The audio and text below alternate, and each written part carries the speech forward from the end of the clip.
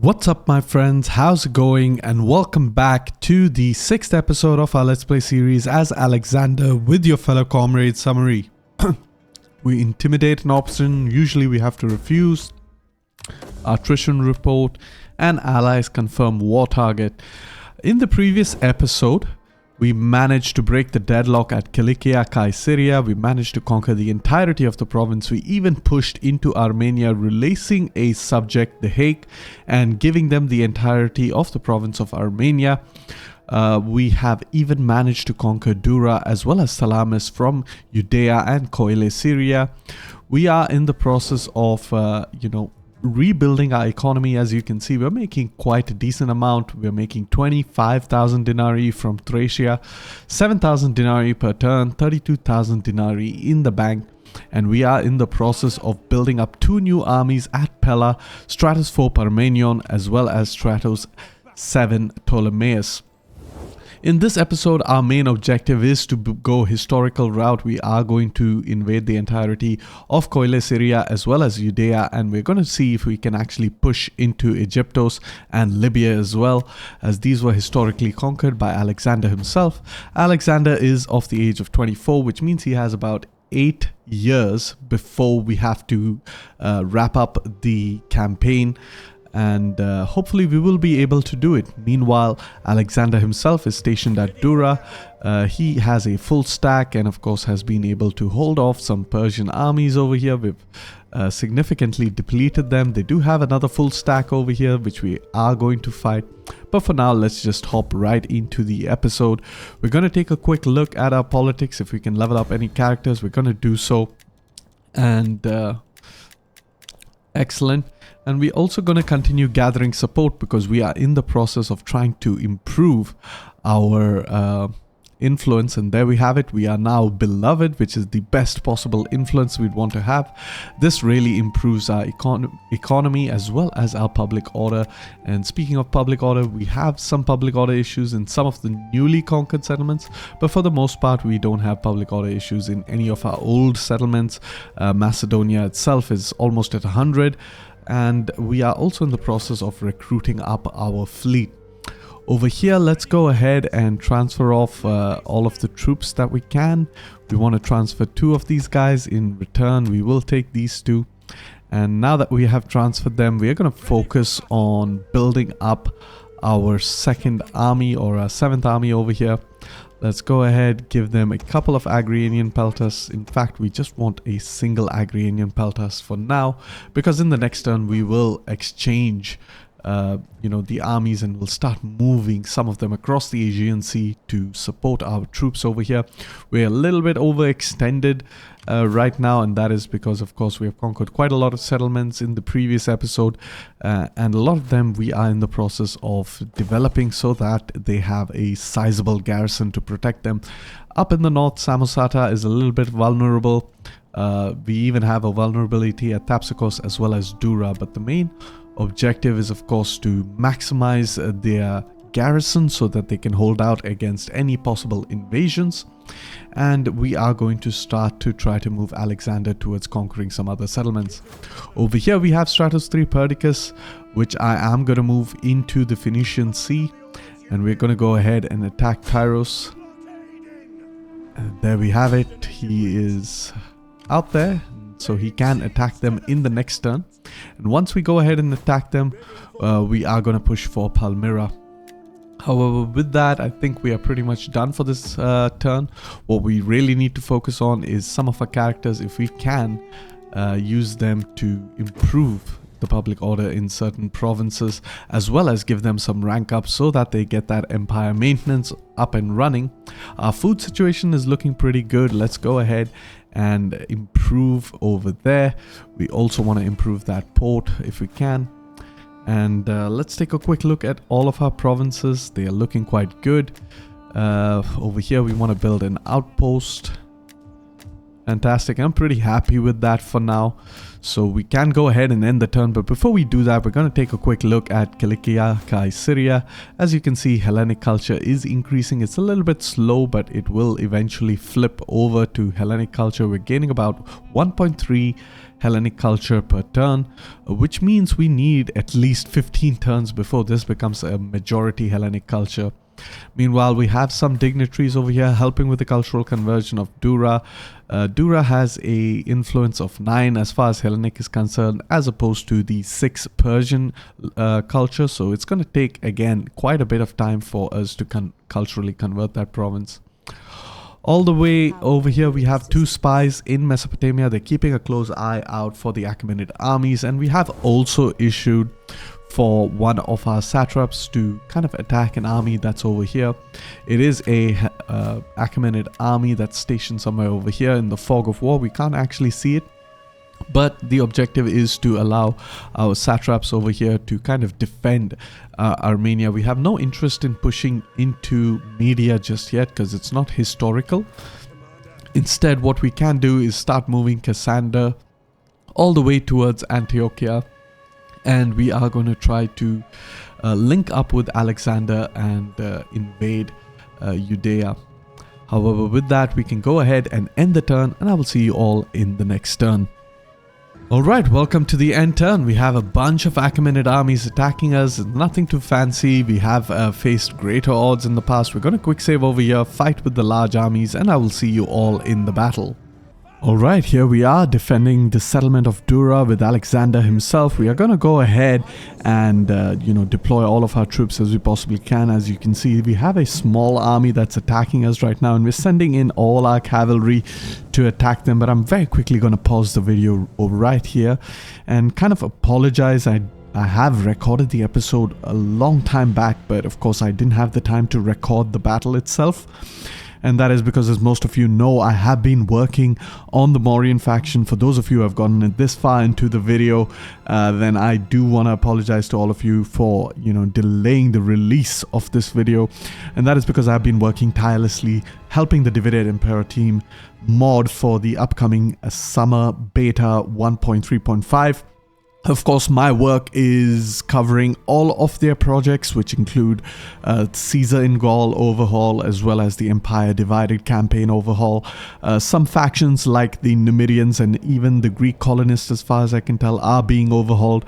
And of course, as most of you know, and most of you who do follow me on my Discord channel know, that I myself personally have worked on overhauling the Mauryans, giving each and every single unit a completely new visual look, and of course adding a new auxiliary barrack system. Of course, more on that is going to be released in a teaser, kind of a trailer that I am working on right now, just to give the the community a feel of what changes you can expect in the upcoming beta, in specific concerning the Mauryan factions. However, let's just continue with the battle.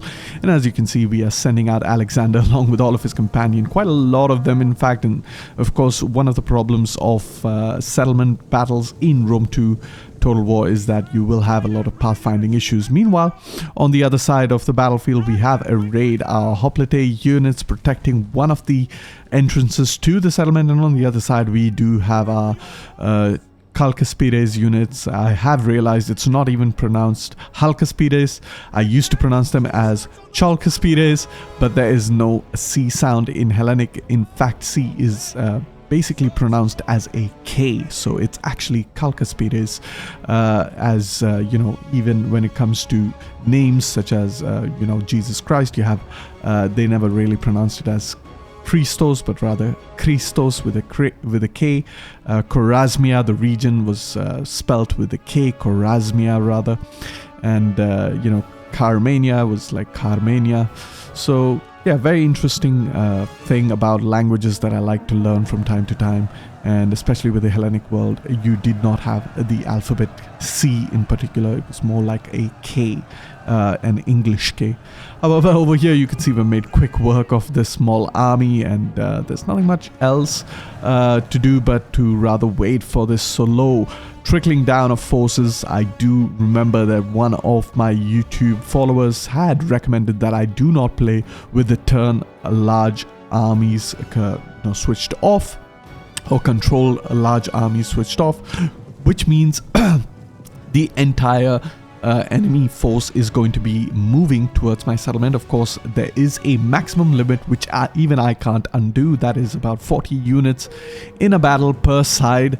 Of course, if there were multiple factions over here, each of them are allowed a maximum of 40 units, but since we're only facing off against the Achaemenids, then they're going to be able to send in at least 40 of their units.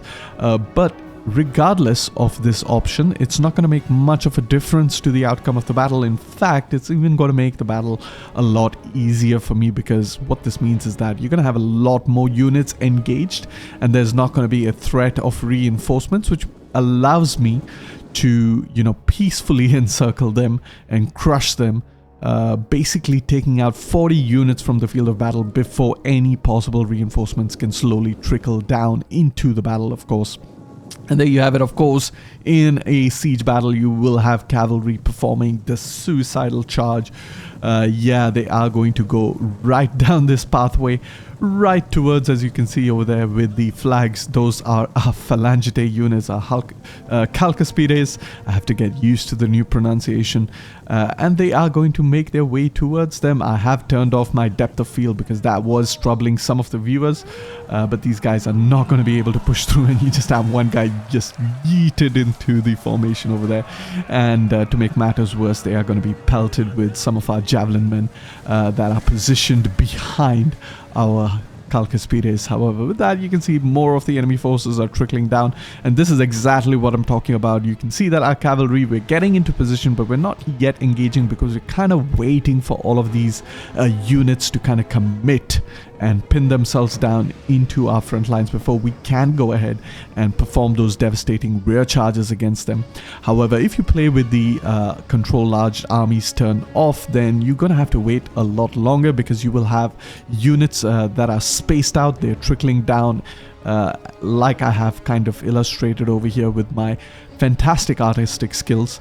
It will take time for them to trickle down, and you're going to have to wait for the very last unit to commit. However, over here you have a much more coherent blob that's going to pin themselves against these choke points that I've set up within the settlement, which means that my cavalry can engage a lot quicker. However, I do notice that over here we can kind of get engaged. We can send our cavalry into the breach. Of course, Alexander himself, there you have it. You can see him. He is going to charge. And I really hate the camera of Rome 2 Total War sometimes, because I am not particularly very good at managing it. Of course, there are a lot of other YouTubers, especially like Toxberg and Immersoholic and all of that. They are a lot more cinematic. I don't know if I'm pretty good at it, because I don't really have a lot of time to review the cinematic footage of my battles. But of course, a lot of you guys can, provide your feedback and kind of rate me in how I am in covering these battles. But you can see over here we've pretty much crushed all of these Achaemenid units. They're going to try to retreat, and I have no problem just staying over there and gaining some free kills. You can see it's a pretty much chaotic situation over here. They are kind of just wedged in over here, so a lot of their horses fleeing without their riders, but a lot of them are going to die in this engagement. Meanwhile, as you can see over here on the right-hand side of the battle, or rather the southern section of the settlement, you can see that more and more of the enemy melee units are trickling into the battle. It's going to take a while for them to pin themselves down against our Chalcaspides. Oh my god, I'm so used to the new pronunciation. The Chalcaspides units, and we're going to wait for them to do that. Meanwhile, as you can see, a lot of these cavalry units are fleeing. Many of them are going to be able to escape I'm not too concerned with chasing them down to a man because, of course, it is going to be quite a long battle. Very tiring for my cavalry units to chase them. Instead, the main priority is going to be to crush the enemy infantry as quickly as possible. However, I'm not going to waste too much time. There's 14 more minutes left to this battle, as you can see in that bottom right hand corner.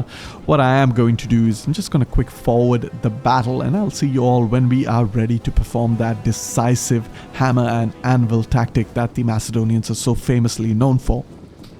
Alright, welcome to the future of this battle. As you can see, most of the enemy units have engaged with our Calcaspides units. However, they do have some spearmen that they have left in reserve, which is preventing our access to those units. We are trying to outmaneuver them and in fact get a clear charge off against some of their more vulnerable missile units.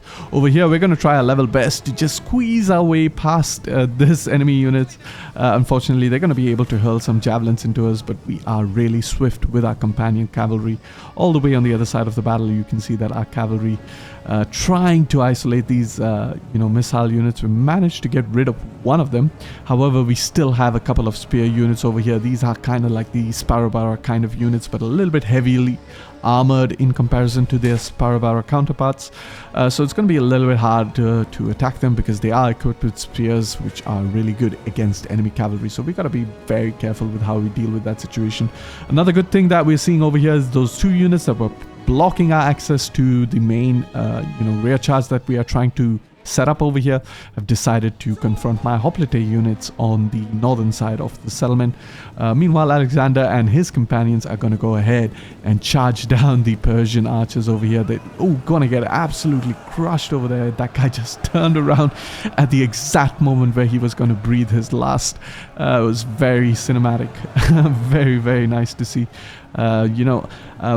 I actually am guilty of trying to handle my battles on a macroscopic level. For those of you who have been familiar with my channel for a long time, you know that I haven't recorded my battles as a replay. Instead, I play them in real time. I used to do that at least, and since I am so much focused on the macroscopic management of it, or macroscopic management of it, I rarely get to enjoy, the cinematics of Rome 2. There are some quirks, there are some weird visual bugs to it, but the good thing is that, when I am playing on a replay mode, I am able to get a much better visual on them. And over here, you might be wondering what I'm trying to do, and that is exactly what I'm trying to do. I'm trying to perform a, complete encirclement of these couple of units just to shatter their morale so that I will not have to be engaged in a fight against spearmen for very long. And as long as they shatter and they rout, then I have basically no chance of taking any casualties, and that is pretty much what I am trying to do. Unfortunately, you do have some of the Persian archers, Syrian archers, basically mercenaries. I can tell because I'm very familiar with these units. I like to use them a lot in my Roman campaigns. They're very, very decent archers, and in fact, historically, the Romans did use a lot of Syrian archers. They are pretty good. Very heavily armored, as you can see, 30 armor, which is insane for an archer unit. But they do not have any anti-cavalry weapons. As you can see, they have some short swords over here. So they're going to be very easy to deal with, especially with heavy companion cavalry like Alexander over here. So we are going to get rid of them, which means we will have an exposed rear to charge very, very shortly. And there you have it. I'm wasting no time. I realize that it's isolated. We're going to go ahead and charge into these units. A lot of them are going to get yeeted all the way back, completely demolished. Of course, this is the knockback effect, which means they're going to get up and start fighting again, but they're not going to do that for far too long. As you can see, they have been broken, but the main difficulty over here is we have a couple of these medium to heavy missile spear unit hybrid kind of unit. I'm just actually going to learn their name as Satrap Guard. What's the Persian name? Arsti Sayoya. Okay, I'm not even going to attempt that.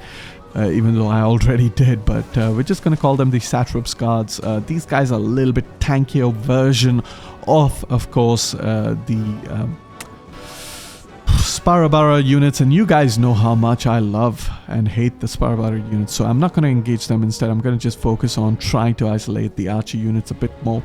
Over here, you have some of the more lightly armored Persian archers. They're not going to be as good as the Syrian archers, and but in terms of how easy they are going to be to deal with as a cavalry unit, it's going to be fairly easy. And you can see over here, I'm just kind of a little bit focusing on, since I don't really have an opening, I'm just focusing on wiping out enemy units. And sometimes that works because what it actually does is it shifts the balance. As you can see, the entire enemy army is fleeing. They have a massive rout over here. So as I was saying, is sometimes by just killing off some of the units that are routing or shattered, you are going to tip the balance of power in your favor. And that's kind of like this bar over here in the bottom left hand corner. And if that is very heavily skewered or very heavily skewered in your favor, that can in itself shatter the morale of enemy units, even though for the most part they are almost at full strength. As you can see over here, we have some of the more elite units that are pretty much 90% in strength, but they're still going to rout when they realize that they are completely outnumbered and there's absolutely no hope. As you can see over here, this unit is absolutely entirely manned. They have taken absolutely no casualties. But for the most part, what we are going to do is we're going to try our level best to just hunt down these units over here. You can see Alexander's Sacred Squadron itself is already a triple chevron, maximum experienced cavalry, and with some insane stats. Just look at that weapon damage, 41. That's insane. Melee attack of 30. That's almost twice as much the average melee attack. Not even the average. In fact, some of the more better melee attack in game is actually around the 15 mark, while the average I would consider to be 12. And these guys are about 3 times as much as that. And the melee defense is really good as well, considering that they are a shock cavalry unit. Insane amount of speed, 9 speed. So that's just how insane you can, boost and stack up your stats using the right traits and the right general skills. However, with that, I'm going to go ahead, end the battle, and I will see you all back in the campaign. Keep in mind, I have recorded the campaign earlier. I just haven't released it because I wasn't really able to record the battles, which I am going to do. And release this video as soon as possible for you guys. I do sincerely apologize for the delay, but as most of you guys know, it was for a noble cause. It was to complete the Morin faction overhaul, and in my opinion, it is looking fantastic, guys, and I really can't wait for you guys to try it out. And there you have it, a very decisive victory. We lost only 156 men. We managed to kill at least 20 times our number, if not more. And a lot of our cavalry is actually farming that experience. We almost got triple gold chevrons on each and every single unit of our cavalry. And with that, we managed to kill a lot of Achaemenid stacks. And we have just left 1 stack alive, but they are significantly weakened. So we're going to go ahead and enslave all the captives to help with our slave economy. And I will see you all in the next turn. Alright, welcome to the next turn. Banditry, missing taxes, intimidation. All right, fair enough. Where are we missing taxes? All right, in Paphlagonia, Syria. The Achaemenids have managed to take out Armavir, so we are going to try to reconquer that settlement from them. What we are going to try to do is use our subjects to attack that army and try to take over the settlement. Meanwhile, we do have Stratos 2 Cassandros that we can move down south. I think the play over here would be to first attack Tyros. We can go ahead, attack the settlement, auto-resolve it over here. We're going to sack the settlement and then we are going to attack it once more. This time we will loot it so that we get a little bit extra money from those actions. And we're going to go ahead and dismantle all of the buildings we do not require over here. Meanwhile, we can also move Stratos to Cassandros all the way towards Palmyra. That's going to be the objective. We're going to try to conquer the settlement, and once we do that, then we can kind of free up Alexander over here, who has replenished in the end turn. Let's take a very quick look at all of our provinces, see if we can upgrade any of our settlements, and it seems to be fine for now. Meanwhile, Stratos 4 Parmenion has kind of built up his army, but we are actually going to transfer all of those units over to Ptolemy. And let's just go ahead, transfer all the cavalry first. We can transfer all of these guys. Okay, fair enough. And we want to transfer all of the cavalry. The Agranians are fine, so I'm guessing this should do it. There we go. And with that, we can actually start to move Ptolemaeus into the Aegean Sea. and we are going to move Stratos for Parmenion into perhaps Larissa. Take a quick look at Pella. Pella has a decent population class, so we can go ahead and keep recruiting in Pella. And what we need to do is get 6 Halkaspides units. There we go. And we need 5 of these Thessalian cavalry. So in about 3 turns, we will have our 7th army up and ready to go, which is great. And our Imperium level seems to be maxed out, so we can't really do much in that regard. Meanwhile, a character has leveled up, Perdiccas. Let's go ahead, give him some abilities. And there we have it. Perfect. And with that, we are more or less done with this turn, but we're going to see if we can still gather some support as Alexander. We want to be comfortably in our positive influence. We also want to send some characters on a mission to improve, of course, the public order in certain provinces, especially Ionia. Ionia kind of needs to catch up, especially since they are one of the provinces with negative public order. Meanwhile, all of the other provinces are seeming to be quite fine for the moment. So I'm pretty happy with that. We can go ahead and end the turn, and hopefully the Armenians will, try to take over that settlement, which is what I want them to do. Alright, welcome to the next turn. Subject has returned. We have banditry of missing supplies, unrest. Okay, so quite a lot of banditry issues. We might have to resolve our banditry problems. Let's quickly level up our characters. Over here, we can get this ability. Increase our public order as well as our research, which is great. And with that, we can also move Ptolemy into the port. I want to move him into the port of Ephesus, not really deeper into the land. And what I want to do is put him in the port of Ephesus so that in the next turn he gets a lot of movement range and can keep moving into that direction. However, over here we're going to keep moving our army a little bit closer towards Armavir. Get a line of sight of what's happening over here. We have an Achaemenid stack that might go ahead and attack Hephaestion. We are more than prepared to deal with it. And if it does attack us, we will be in a pretty strong and powerful position. Meanwhile, over here in Coile, Syria, we are going to go ahead and attack with Cassander. Let's go ahead, attack that settlement. Should be an easy auto-resolve, so I am going to auto-resolve it. We are going to sack and loot the settlement, because why not? We get some extra money from doing so, and our treasury is looking pretty decent. Let's go ahead, dismantle all of the buildings we do not require, and in the next turn we will be able to build up Palmyra as well. Influence is looking pretty good. Meanwhile, a quick look to see what's happening up here. Slowly but surely we are going to be converting the province of Syria as well, Kilikia, Syria. And over here we are almost completely replenished with Stratos 3 Perdiccas, with which we can eventually replace Alexander. And I think we can do it right away, so let's actually go ahead and do that. We're going to move Alexander all the way back towards Tyre, and we're going to move Stratos 3 Perdiccas all the way towards Dura in order to take up that defensive position. Tyre, historically speaking, was not an easy settlement to conquer. Alexander the Great himself had to spend quite a lot of time attacking the settlement. Historically speaking, Tyre was an island, a fortified island. But Alexander famously, built a land bridge to the island, and the island was supported by the Carthaginians because Tyre was a Phoenician city. And of course, the Carthaginians are one of the colonies of Tyre. That's where Carthage actually originally came from.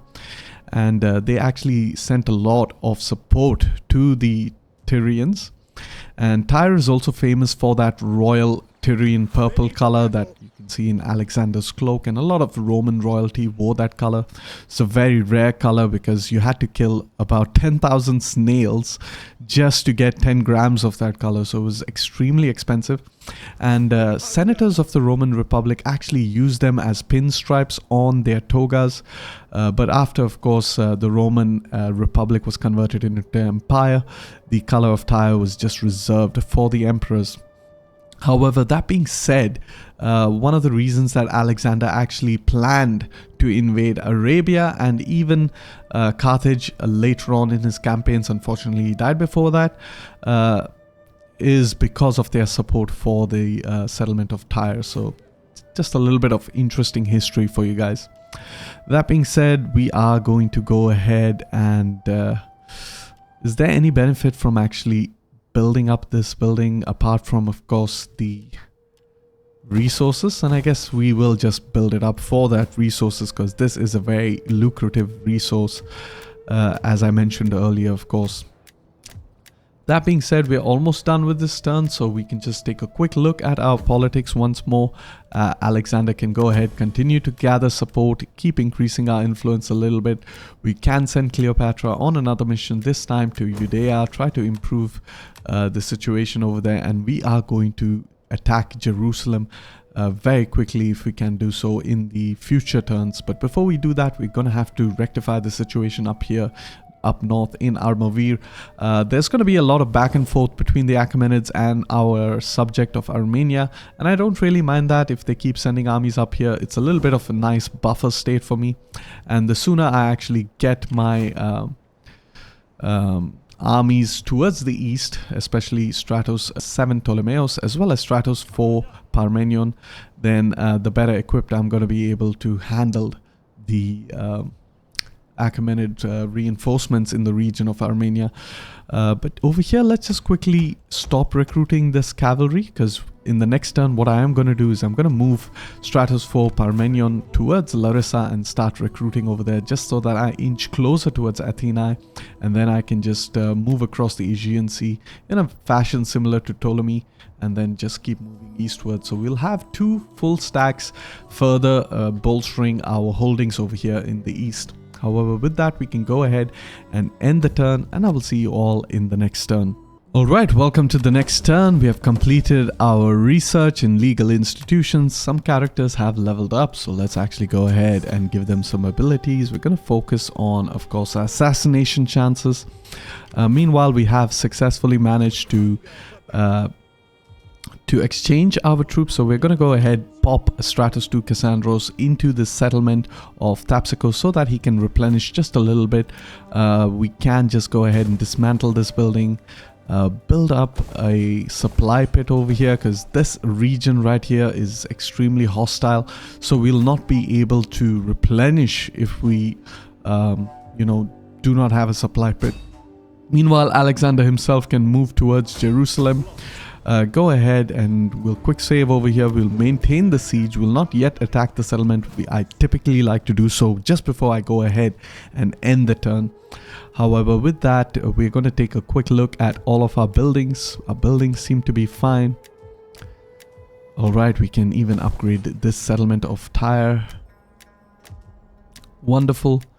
And we can then focus on our research. Research-wise, we want to focus on the Hippocratic Oath so that we can increase our cultural conversion as best as we can. In the end turn, this army did decide to attack me, so I am just going to try to inch just a little bit closer so that I can get into an ambush stance over here. If they decide to attack Coron, they might get ambushed over here.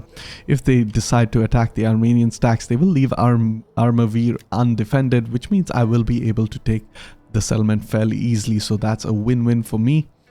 That being said, of course, we have to focus on our army over here, Stratos 4 Parmenion. We're going to move him towards Larissa and start recruiting the last 4 units that we need to complete that army. We even have Stratos 7 Ptolemaios. We're going to move him all the way to side and then deploy him into the port of side so that we get that extra movement range. Of course, with that movement range, we can actually start moving him down south. He's going to assist Alexander. Ptolemy, of course, kind of makes sense because he eventually becomes the Diadochi in control of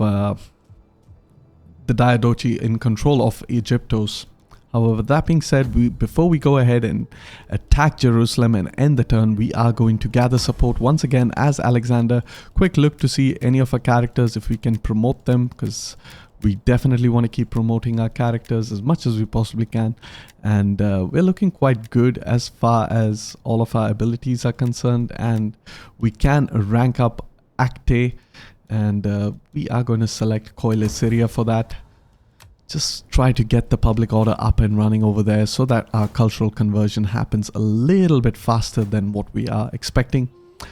With that, we are done with this turn. All we have to do is actually attack the settlement of Jerusalem, and I'm gonna quick save over here, hop into the battle, because we haven't really fought a siege battle in a very long time. I mean, we have fought a siege battle, but on the defensive. We have never really fought one in the offensive for a very long time. So I'm gonna quick save over here, hop into the battle, and I will see you all in the battle. There we have it, Jerusalem. The holy city doesn't actually look like Jerusalem, to be honest. We don't have a temple mount over here. But I guess it is what it is. I guess this could be considered the Temple Mount, but not really. It's got some Achaemenid kind of influence over there, and not the Abrahamic monotheistic kind of design that you would expect. But that's just me nitpicking on some of the details. Of course, it is a walled settlement. It's not going to be easy to assail. But what I have done over here is I have positioned my ladders up front using some of my guerrilla deployment units. In specific, my Agrarian units. I find them quite useful for that. And now the reason I do this and I actually run my troops to grab the ladders is because once you are in control of the ladder, your movement is really slow. So it's a lot quicker to actually grab your ladders at this location and then just move immediately to scale the walls, rather than drag them all around, especially against such terrain irregularities. And it will take an extremely long time to get to the walls. In that amount of time, you can potentially take a lot of casualties from enemy missile fire. And if they do have archers that decide to use flaming shot, then you do risk even having your siege equipment being burnt down before they even make it to the wall. So this is one of the most useful tactics you can use when you have guerrilla units at your disposal, which is why I have a really soft corner for guerrilla as well as stock units in my armies, like the Agrarian Axemen, the Agrarian Sellswords, the Agrarian Peltars. And you have many Germanic units, which are of course not relevant to the Alexander campaign, but in the Grand Campaign you do have some of those Germanic units with the stock ability, with the guerrilla deployment. Some of the Iberians as well do have those abilities. I do kind of like them, even though their stats are not as good as some of the other more dedicated melee units. I do find them very, very useful in a siege battle. In fact, if one of these units did have stock, I would have positioned the ladder at another entrance which is lightly defended, like the one over there at the far side of the settlement, and I would have them hide. And keep in mind that stock units do not need forest or grass or shrubs to hide. They can pretty much hide in the open just as long as they are far enough away from line of sight of the settlement. So they can hide over here. The enemy will have absolutely no idea that they exist. They will pretty much just see an empty, abandoned siege ladder over here. And then once the enemy is completely committed to my main attack force, I can pretty much use those stock units to quickly grab the ladder, gain control of the gates, capture the victory point, which will start a timer for the battle. And essentially once that timer counts down to 0, we win the siege even without having to fight the entire siege. And of course, a secondary thing of having to gain control of this gate would allow me to send my cavalry into the settlement and pick off weak units like these archers over here that typically tend to stay behind the main defense. But as you can see on this side of the battle, we have sent our units to take the ladders, and as expected, you can see that we are being shot against with the flaming arrows. I'm just going to try to turn off my gamma lift, because the battle is a little bit bright. As you can see, it is going to help a little bit with stabilizing the brightness of the battle. And as you can see, these archers, they're going to try to attack my silver shield units. Keep in mind, silver shield units during this time, the Agira Spires, they were not pike units. They essentially became pike units after Alexander's campaigns in India. Right now they are following the very typical Hellenic hoplite kind of equipment. And they are very, very good at scaling the walls. In fact, even historically, these units were used to scale the walls, and they actually had a really high casualty rate because of doing so. A lot of their commanders would have to be constantly replaced, because scaling the walls, while was a very prestigious, act, and of course one that came with a lot of benefits if performed successfully, was also highly risky, because as you can see over here, it's just basically a couple of men trickling down into a plethora of enemy troops, angry enemy troops who are seeking to throw you back down the walls. So not a very good job description, if I might say so, but it really, really, really looks good on a resume. However, there you have it. We have managed to scale the walls. One of the good things about these units, especially these unique units like the Antigenes, is that they do have that scare ability, which is really, really good. That does help gain control of the walls very quickly. You have these units quickly wavering, and that's exactly what we're trying to do over here. We're trying to gain control of the walls as quickly as possible. Over here you can see that our Phalangitae are trying to get into position, our Calcaspides units. The idea over here, as usual, is going to be to burn down the gates. Unfortunately, some of our troops with the pathfinding have managed to find themselves trapped over here, and they're taking some losses from that spilling oil, which is really, really not historical, guys. I mean, what does Hollywood think? I mean, they think that these guys had access to the offshore oil fields that that we have in the present day, that they could actually basically just throw tons of burning and flaming oil down onto the enemies. Instead, what would be more accurate would be boiling water, or perhaps even stones, not boiling oil. However, I do concede that it is cinematically appealing to showcase boiling oil. With that, of course, we do have 3 minutes left to the battle, and it might seem like we have just basically just started the battle, but keep in mind, a lot of these units do have that sphere ability, so all it takes is to shatter the critical point of the enemy morale, and after which it's going to be pretty much downhill for the enemy forces. They are going to retreat in mass. Over here we do have some archers, and of course the leader of the garrison of Jerusalem hanging out all the way in the back, but the main objective over here is to push with our silver shield units, and they are going to be supported by our Agranian mercenaries. As you can see, we haven't taken a lot of casualties, very few in fact. Most of our units are looking quite good. Antigenes taken 0 casualties. Meanwhile, we've just taken like 2 or 3 losses from this battle so far, which is absolutely impressive with these guys, especially leading the battle with Alexander himself. I do realize that we did manage to conquer the settlement of Tyre really easily in this campaign, so I did decide to showcase some of the more historical or more interesting sieges, like Jerusalem being a major settlement in the region. Historically speaking, since I did mention Tyre, Tyre was a very tough siege for Alexander. It was an island settlement, and Alexander famously remarked that by the time he was done with Tyre, it would no longer be an island. And this was considered by many to be a challenge to Poseidon, which is why they were kind of critiquing Alexander for challenging a god. But Alexander, being Alexander, basically built a bridge of triremes leading up to the settlements. Very interesting. I do recommend you guys watch some history channel describing the siege.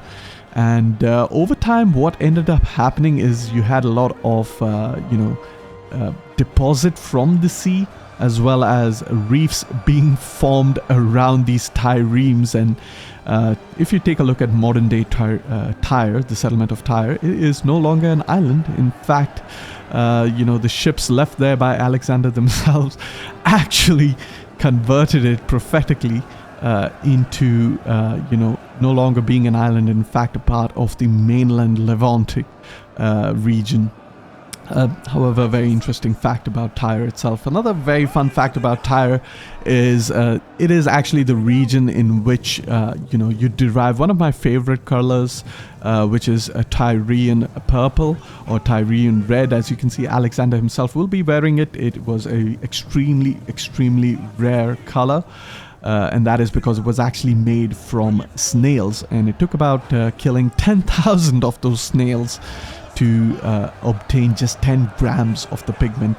And even after acquiring this purple, which is extremely rare color in antiquity, it would often fade into this muddy brown burgundy look, which is more famously depicted in artwork, especially the mosaic of Justinian. You can see him wearing a cloak, a Tyrian purple or Tyrian red cloak, which I do find to be a very fascinating color.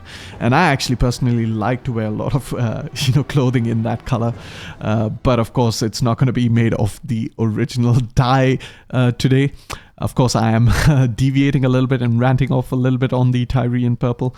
It is going to be made with our, chemical knowledge and expertise today. But historically speaking, a very prestigious color, and is in fact the color of the UI over here. However, that being said and done, let's go ahead and end the battle, and I will see you all back in the campaign. And there we have it, a very decisive victory. We took only 69 losses, which is really good. I really like our Basilikoi Hyperfistae. They're really good at scaling the walls. They have really high armor, and they don't take a lot of casualties. Meanwhile, our Agranian Axemen are really good as support.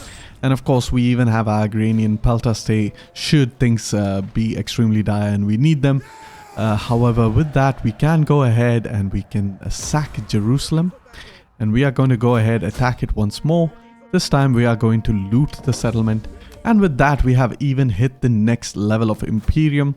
Over here, what we're going to do is repair all the buildings we need and dismantle the buildings we do not need. Unfortunately, of course, we are losing public order in the province, so we have to be a little bit careful of that. What we can do is already on a mission. So yeah, we will have a rebellion over here, so we'll have to see how that goes. Meanwhile, what we are going to do is try to establish a trade agreement with the Nabateans with non-aggression, so that they do not attack us. We have no interest in these regions, of course. There we go. We've established trade agreements with our neighbors, and with that, we have managed to conquer the entirety of the Levant. The next target, of course, is going to be Alexandria. We are in the process of even recruiting some new agents. So let's go ahead and recruit a spy over here so that we can get some line of sight of what's going on in Egyptos. And over here, we have Stratos 3 Perdiccas, with which we can actually get a champion. So I'm not really happy with these champions, so I'm just going to recruit them and disband them so that I get a better proc over here. So that's going to be the real focus. Let's go ahead, keep doing that until, of course, there we go. All right, let's get that out of the way.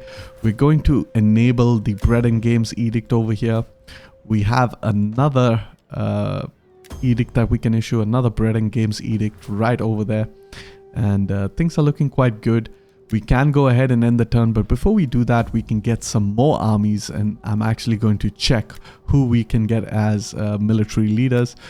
We right now have Arebus. He's pretty good, so we can go ahead and recruit him. We even have Balakros. He's decent. We have Python. Python is also pretty good.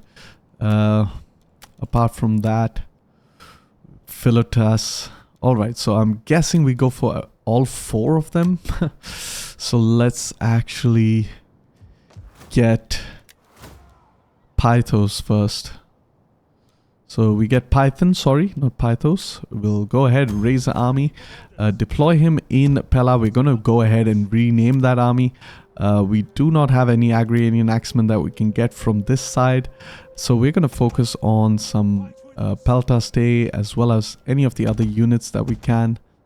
5 over there, 2 of those guys, as well as 6 of the Chalcaspades units. We're actually running out of funds, so we're just going to wait for the next turn in order to do that. However, our economy is struggling a little bit right now, and I have no idea why that exactly is.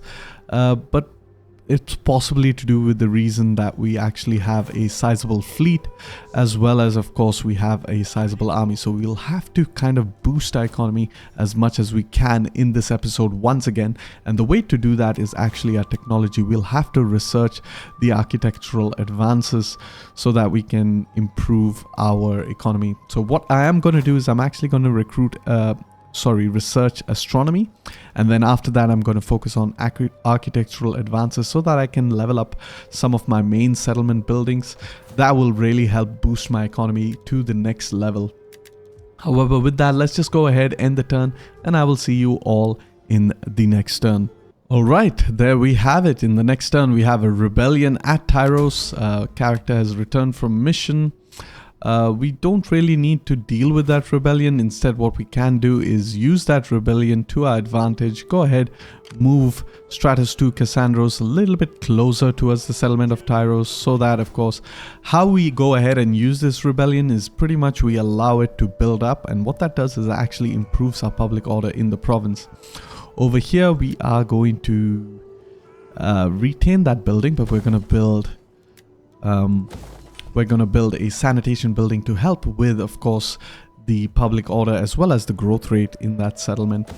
We can have a quick look at all of our buildings. They seem to be fine, so I'm pretty happy with that.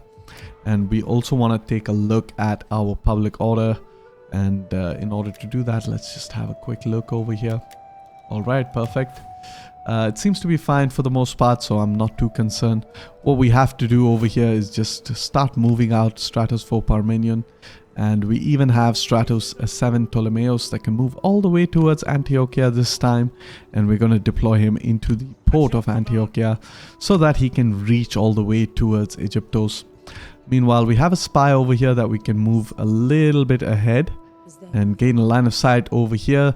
The Egyptian satrapy of the Achaemenid Empire does not usually have a lot of armies, and I guess this is done intentionally because, historically speaking, Alexander did conquer the region without any bloodshed.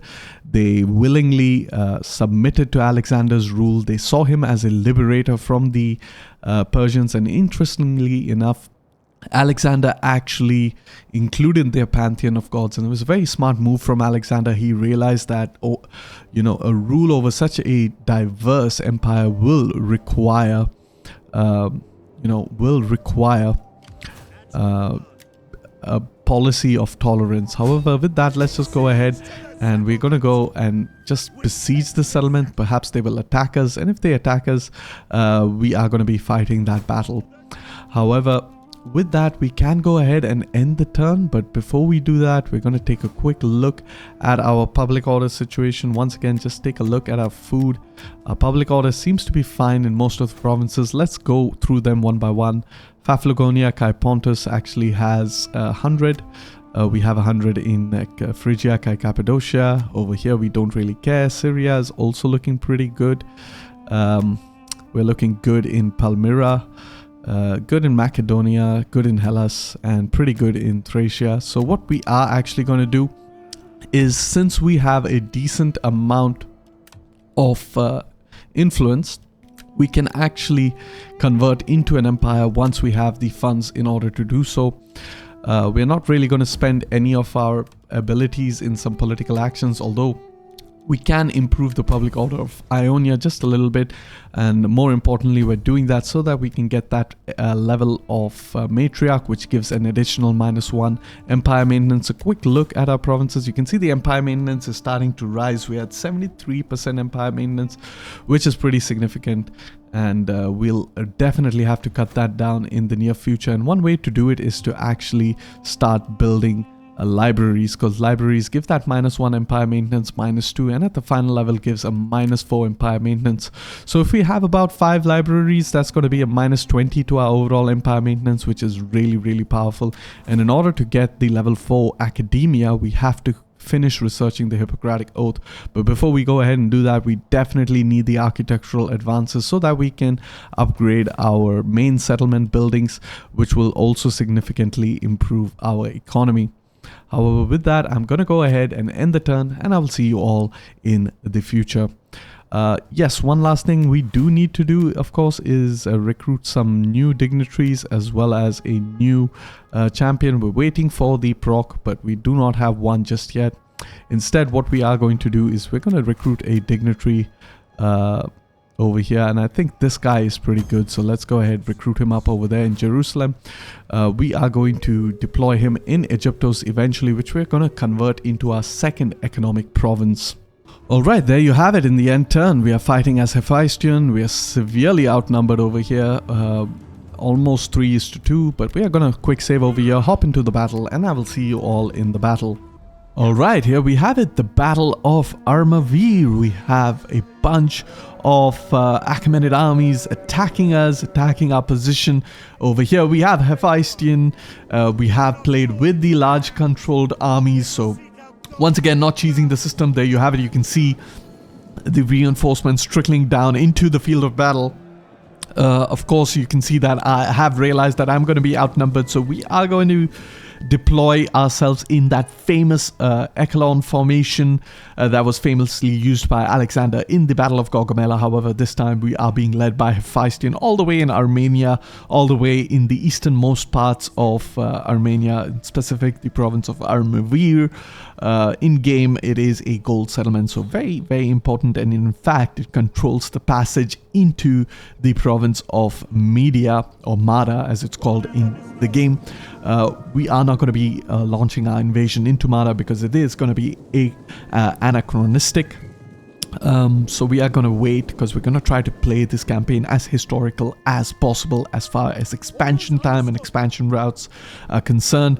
Of course, speaking of historical expansion times and expansion routes, Armenia was originally subjugated, not just outright conquered, and that's what we have attempted to do in this campaign. We are trying to protect the settlement of our Armenian satrap in the region from Achaemenid attempts to re-establish control in the region. However, here you have a very brave unit of Persian cavalry that is going to be absolutely charged and devastated. They are not even going to charge back at us, so they are absolutely going to get devastated over here. We're going to turn on our gamma filters just so that we brighten the battlefield up a little bit, and at the right moment I have spread out my Calcaspides units and deployed them in that pike formation, basically forming a very good front line over here. We have a lot of units that might try to encircle the leftmost flank of our units, and that is because, of course, we are severely outnumbered in this battle. But we're not going to worry. We're just going to hold our position, try to force them to commit to our front lines. That's the ideal scenario. By doing so, then we can perform our own hammer and anvil encirclement of the enemy. However, speaking over here, this cavalry is doing quite well despite losing decisively. I expected they would have routed a lot sooner, but that is of course because Hephaestion is not as experienced as Alexander, so his units will not have the same insane stats as Alexander. So this battle is not going to be as easy as it would be were we to fight with Alexander and his army. Of course, a lot of the units that Hephaestion have are not the unique units, so they don't even have the scare ability. So we are fighting at a slight disadvantage considering that we are not fighting with a lot of our buffs as well as our special units, but still the Macedonian military is, or the Macedonian military machine is absolutely insane, especially at this period of time. I mean, I really don't think the Achaemenids could have won in any way. I mean, let's be fair to the Persians. They were a really, really illustrious empire, very powerful empire, very powerful military, but just as far as the military arms race was concerned, in this particular era, the Macedonians were way ahead of their time. And unfortunately, despite the numerical superiority that the Achaemenids enjoyed, there was pretty much nothing they could do to counter the Macedonian army that was extremely professional, standing armies with a innovative military tactic that the Achaemenids simply had no answer to. So yeah, that's just a little bit of history of just how the Achaemenids could not face Alexander's armies. And I know a lot of guys like to give Philip of Macedon credit for these armies, and rightly so. I mean, he did kind of revolutionize the Macedonian military machine. But to be honest, it takes a competent leader to guide such a machinery.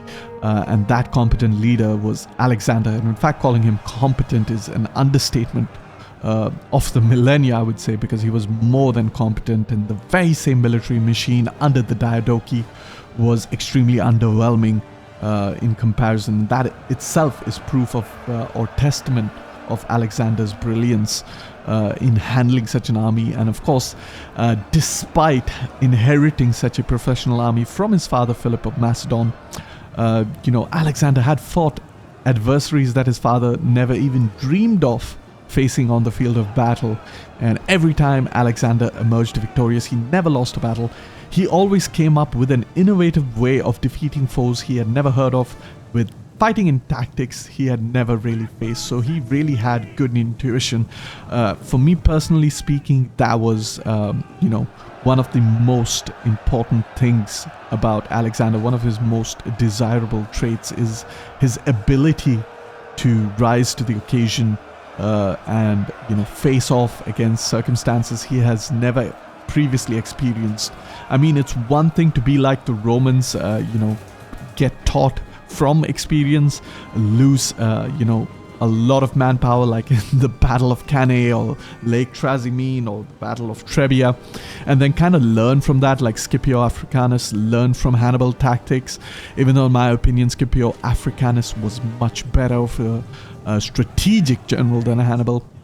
Tactically, he did employ a lot of Hannibal's tactics, but in the case of Alexander, he did not have a precursor and pretty much came up with his tactics on the go, which I find to be really, really impressive. He did not need to, undergo a humiliating loss in order to learn a lesson, in order to implement a tactic that could effectively counter enemies or opponents he has never faced before. Just basically watch them, study them, observe them, and come up with a strategy that was the exact precise counter in dealing with this enemy. However, that being said, just let's focus back on the battle. As you can see, pretty much why I'm not talking about the battle and just showcasing and showing around the battle is that it's more or less the same strategy again and again. It's that hammer and anvil. We're waiting for a lot of the enemy forces to pretty much engage our front lines. Of course, Echelon formation is nicely holding the bulk of the enemy formation. On that left-hand flank, we have decided to commit our support troops to pin down some of the units that have not engaged with our front line. Meanwhile, in the back, we are slowly trying to isolate units over here with Hephaestion himself, scoring some kills, trying to attack some of the weaker units, get rid of some of these missile units. Keep in mind, as you can see, the balance of power is pretty much very balanced right now, and this is not really to do with the quality of the army, but rather the number of troops present on the field of battle. You can see that right now, even though we started at a disadvantage, we have a slight advantage, but once this slider reaches a critical point, you're going to have a mass rout, because a lot of the units that have taken relatively low casualties are going to realize that they are severely outnumbered. So even though they have no real reason as far as casualties and morale and stamina is concerned to retreat from the field of battle, they are going to do so because they have absolutely no hope of winning against such insurmountable odds. So that is one of the techniques that you definitely want to use when you are fighting battles like this, where you are outnumbered. It is really important to end battles as quickly as possible. A lot of you players like to grind down the battles, get as many casualties as you possibly can, but for me, casualties is not a very important part of the battle. In fact, seeing a unit like this at half strength rout is more important. I tend to focus a lot on morale, not as a stat, but as a consequence or as a determining factor in the field of battle. As a stat, it's not a very important stat beyond a specific threshold. If you manage your armies fairly well, you're not going to have any morale issues. And of course, if you perform decisive charges at weak points in the enemy, units, you are going to have no issues crushing their morale. So morale is not a very important stat, but as a battle mechanic, it is very important. I don't know if that makes sense, but I hope it does for you. So over here you can see, once again, we're just trying to dish out some morale penalties. These are Agrianian Peltas. They're not going to be really amazing in melee. They do have some decent melee capabilities. That being said, overall weapon damage of 32, 13 of which is armor piercing. But the main objective over here is to create that morale penalties, and you can see very quickly the balance of power is shifting massively. It was about the 50% mark, but we are looking at an 80% mark, and you can see it quickly shift, and that quick shift is exactly what you need for that mass rout in order to bring home that decisive victory and basically sustain minimal amount of casualties. That is the main reason I like to end battles quickly and decisively, even though I will not have killed a bulk of the enemy forces. The main objective over here is to preserve my own forces, which I consider to be the more important thing to be focusing on in battles like this, especially in a campaign like Alexander, where you are significantly outnumbered. I mean, killing 1,000 Persians might seem amazing, but saving 10 Macedonians is far more important than killing 1,000 Persians, because in an army of 100,000 Persians, 1,000 Persians is just a drop in the bucket. But losing 10 Macedonians out of, let's say, 40,000 Macedonians is a huge impact. So that is why preserving your own troops is very, very important. And that is also why, famously the General Pyrrhus of Epirus, who was the cousin or distant cousin of Alexander, famously remarked that if he won one more battle against Rome, he would be absolutely destroyed because he could not sustain the losses that he took. Meanwhile, even though he dished out some pretty punishing casualties against Roman armies, he quickly realized that the Roman Republic could quickly pump out brand new armies without having appeared to have suffered any significant setbacks from Pyrrhus's victories. However, that being said and done, let's hop back into the campaign, and I will see you all back in the campaign. And there you have it, a very decisive victory. As you can see, our armies are really, really powerful. Hephaestion getting his victory, and of course we are farming the Achaemenid stacks over here. We managed to kill at least 40 times our number, which is absolutely insane. And what we are going to do over here is we're going to enslave up all the captives again. Managed to wipe out most of the army. And there's only a single unit left protecting Armavir, which we can easily auto-resolve in the next turn. Alright, welcome to the next turn. Hephaestion has leveled up, which is great. What we are going to do is we're simply going to attack Armavir this time. Protective stance, no problem. We can auto-resolve that one. We can sack the settlement.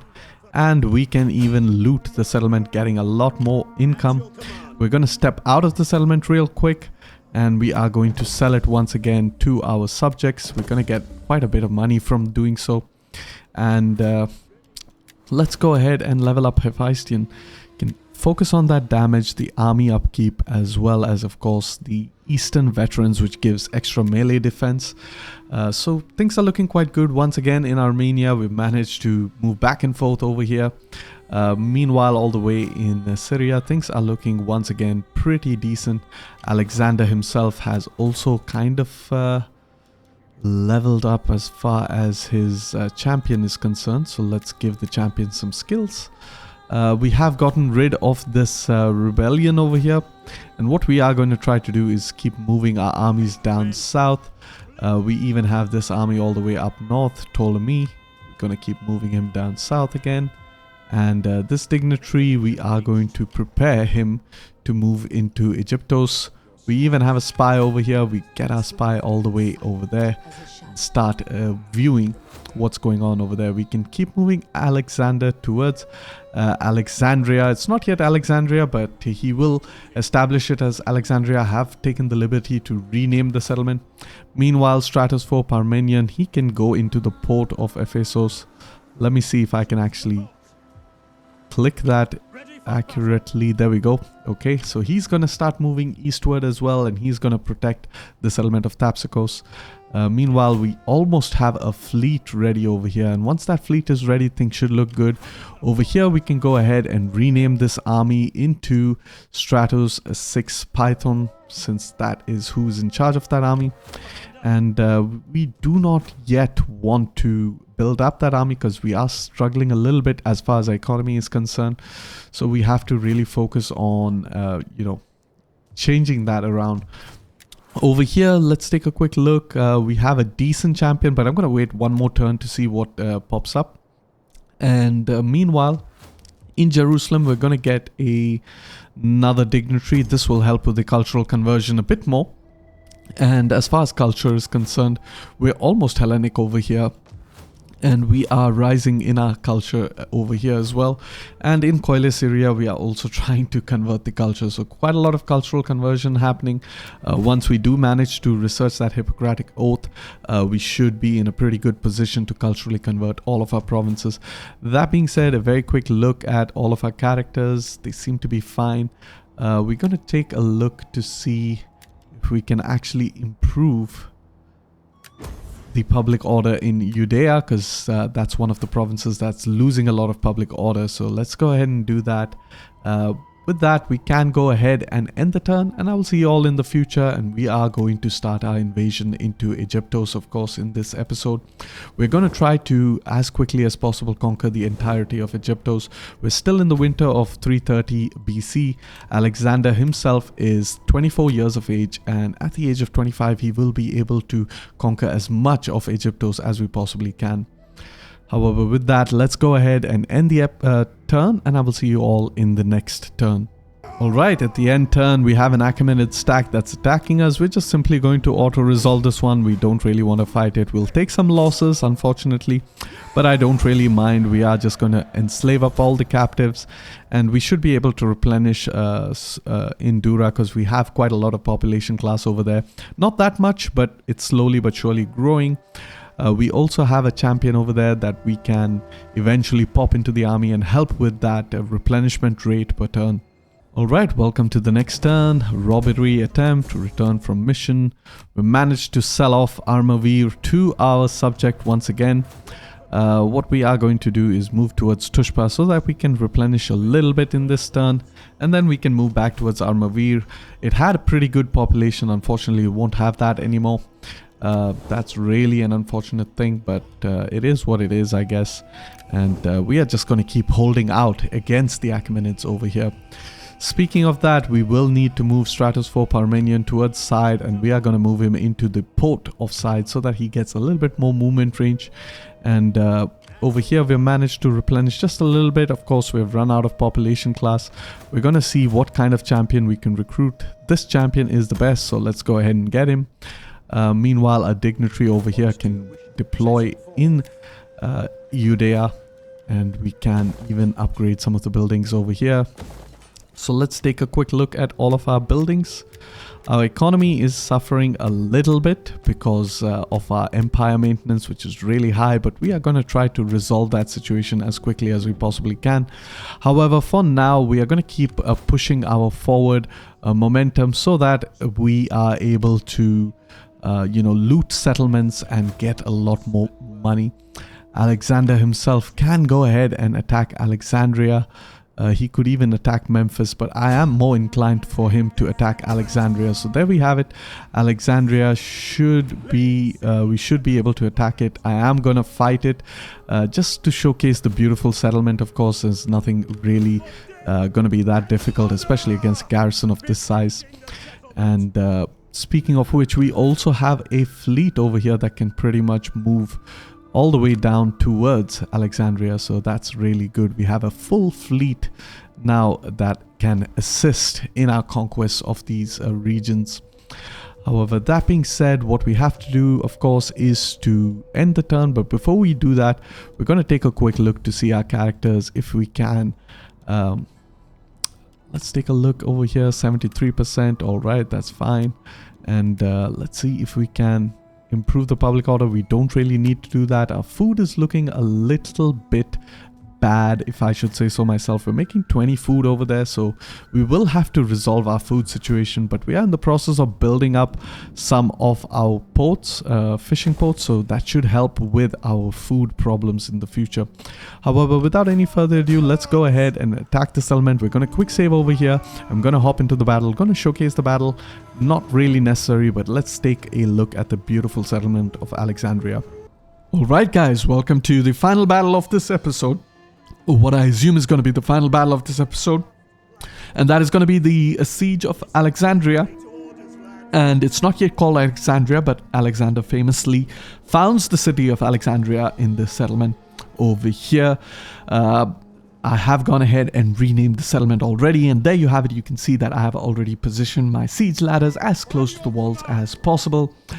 Meanwhile, this is already has the version of the Alexandrian lighthouse. Of course, it's not as big as the one in the Grand Campaign, and I guess that kind of makes sense because the lighthouse of Alexandria was created at a later time. And I actually like this citadel kind of a structure over here in the center of the settlement, and it would have kind of made more sense to have this model represent Jerusalem Temple Mount, because doesn't have too much Ptolemaic presence or appearance, with the exception of this calf over here on top, which again is not very Hellenic or Egyptian, so to speak. And of course, I don't think it's going to be very Hebrew as well, or Judaic, with the exception of that time in history where Aaron actually created a gold calf as an idol of worship and was kind of condemned by God for doing so. However, enough of biblical history. Back into the battle. You can see that our silver shield units are gonna lead the charge onto the walls.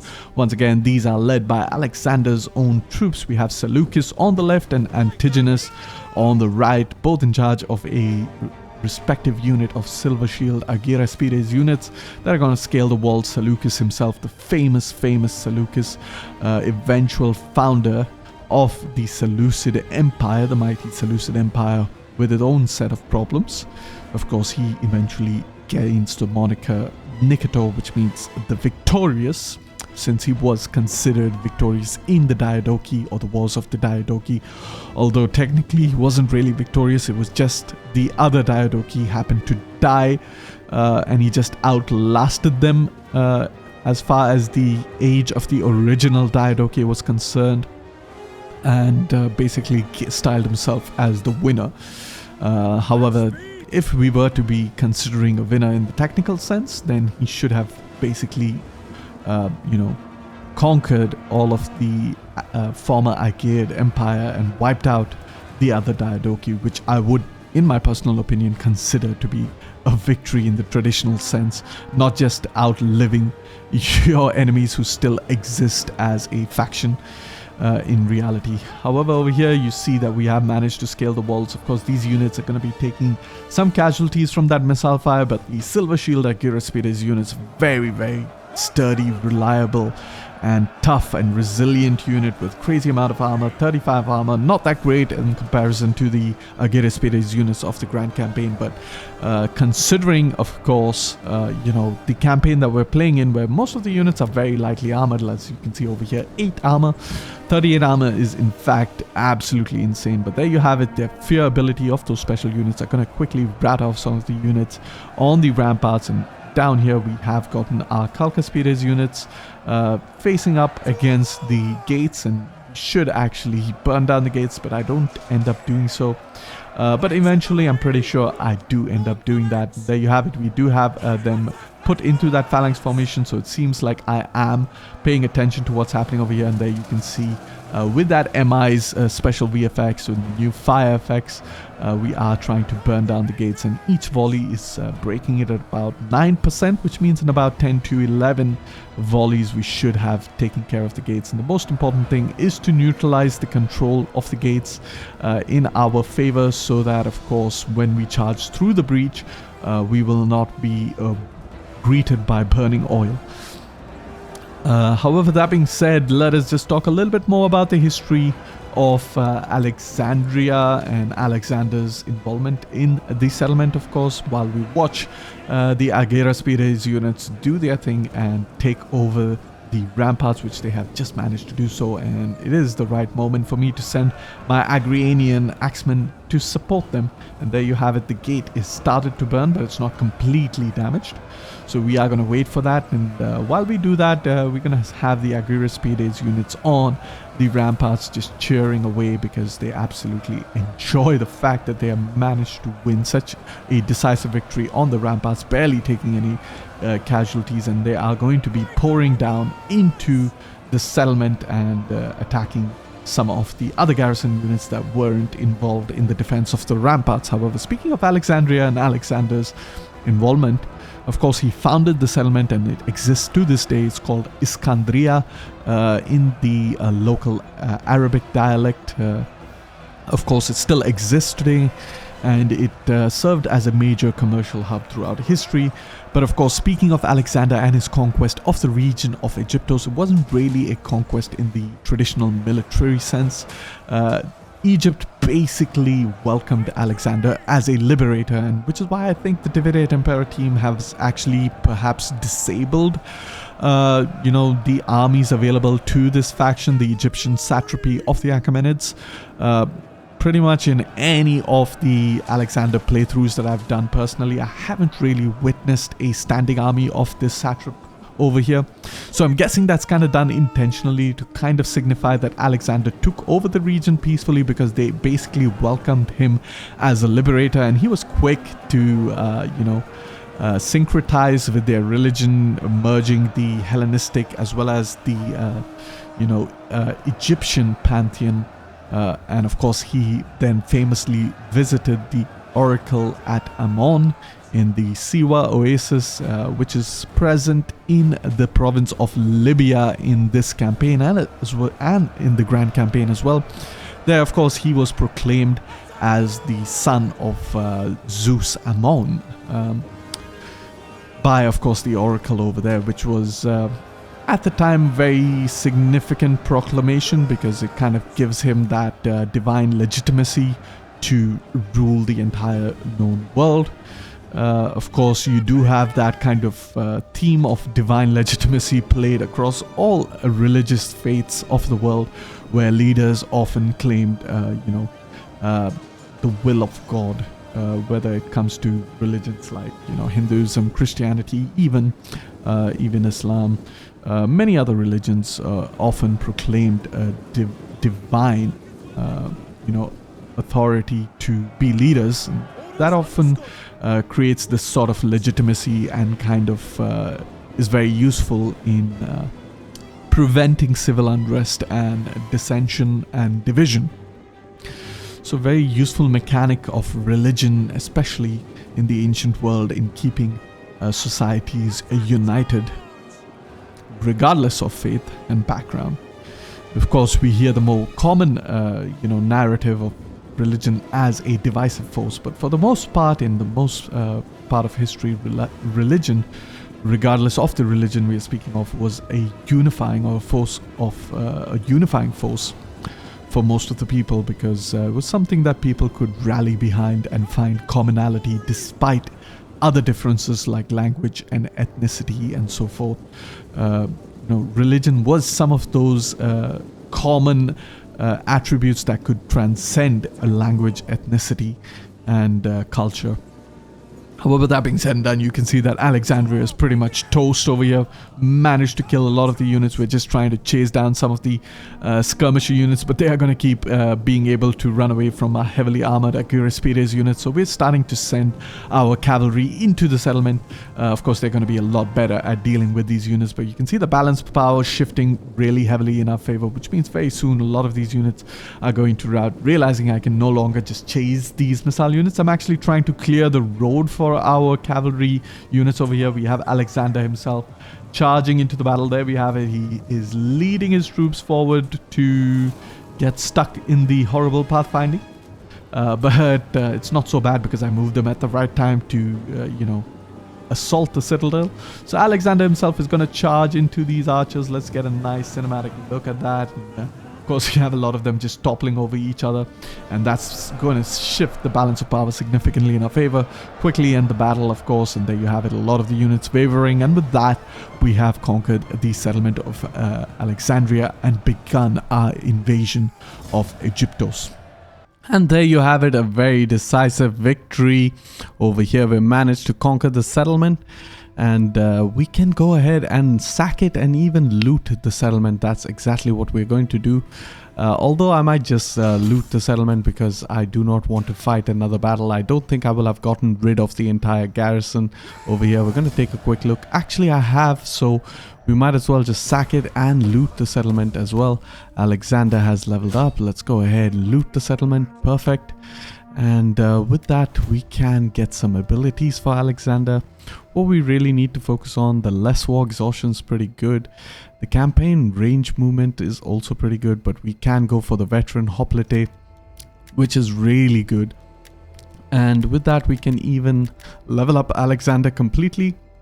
He has taken a little bit of casualties, but we can deploy him into the port of Alexandria so that he replenishes, and in the next turn we can attack Paratonian. We're going to keep moving our spy just to get a line of sight a little bit better of what's going on in the south.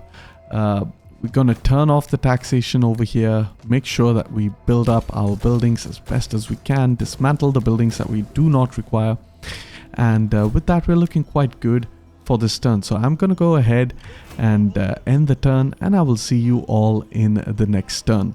Alright, welcome to the next turn.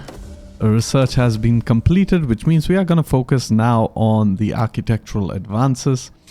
Meanwhile, I do notice an Achaemenid stack that's moving towards Tushpa. So what we're going to do is we're going to move a little bit closer with Hephaestion and try to prevent them from doing so. Meanwhile, over here, we're still trying to replenish. Let's go ahead and build up all of the buildings that we need. Focus on that cultural conversion. Over here, we can't really build anything just yet. Pretty happy with this. Over here, we can upgrade that and start building another Emporium to help with our economic situation. And down south over here, we can dismantle this building. We repair that, convert that into a slave pit. Go ahead, do that as well over there, and we can get that as well. So Alexandria will look quite good. We are going to move Cassandros towards, of course, Mios Hormos, which I think we should be attacking. And there we have it, a very good auto-resolve. Let's just auto-resolve that one.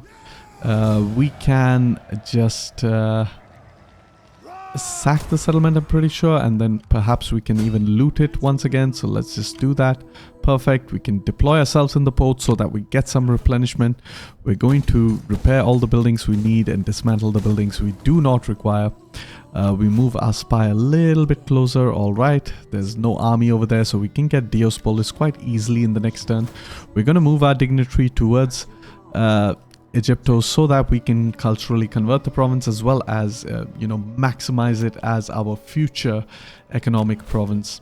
However, with that, we can even upgrade our champion. So let's go ahead and upgrade all the characters we can. We have a champion in Alexander's army, and I'm going to move him towards Ptolemaeus so that, of course, he starts to train up Ptolemaeus. We are going to go ahead and attack Paratonian over here with Alexander. Once again, a very good auto-resolve, so let's just go ahead and auto-resolve that. We're going to try to see, hopefully we don't take too many casualties with our main guys, and we're going to sack, and we're going to loot the settlement, getting a lot more money, and we're going to deploy Alexander into the port so that, of course, he replenishes in the next turn. Let's go ahead and quickly just build up over here, turn off the taxation as well. We're going to dismantle all of the buildings over here. We can actually convert this into a food province, which I am inclined to do so. So let's actually do that, because we need to balance out our food a little bit, and Libya has the fish as a resource, which is really helpful. And of course, we are going to conquer the entirety of Libya if you can do so. That includes, of course, the Nasamones. So we have to go to war against the Nasamones. However, that being said, we are going to take a quick look at our politics. Politics seem to be fine. What we really need to do is convert ourselves into an empire, and we'll do so once we consolidate our control over Egyptos. However, with that, I think we can go ahead and end the turn. But before we do that, we are going to put our champion into the army of Perdiccas. And I'm pretty happy with that. What we can also do is start moving Parmenion towards Antiochia, and he can actually go into the port settlement of Antiochia. And in the next turn, he can perhaps even attack Edessa. Edessa has been attacked by the Armenians over here, so that's kind of good for us. But we are going to take it out before the Armenians can, of course, take it for themselves, because historically I want to be in control of these regions. However, that being said and done, there's nothing much else left to do in this turn, so we're going to go ahead and end the turn, and I will see you all in the next turn. Alright, welcome to the next turn. Ptolemy has increased in rank, as has Cassander, which is great. We are going to improve their ranks a little bit further over here. That's perfect. And we are going to use Cassander to attack Diospolis. And it's a pretty easy auto-resolve, so let's just auto-resolve this one. We are going to sack as well as loot the settlement. We don't really care for the public order, we're just trying to maximize our slaves. And finally, we are in the positive as well. So we have a fleet over here, a governor or a governor admiral. So let's just go ahead and deploy him over there. We're going to check if we can get some more governor admirals. We have one over here. Let's go ahead and recruit him. And we can recruit him over here. There we have it. Put him in the settlement of Mios Homos. Meanwhile, we have Ptolemy over here, who has also leveled up.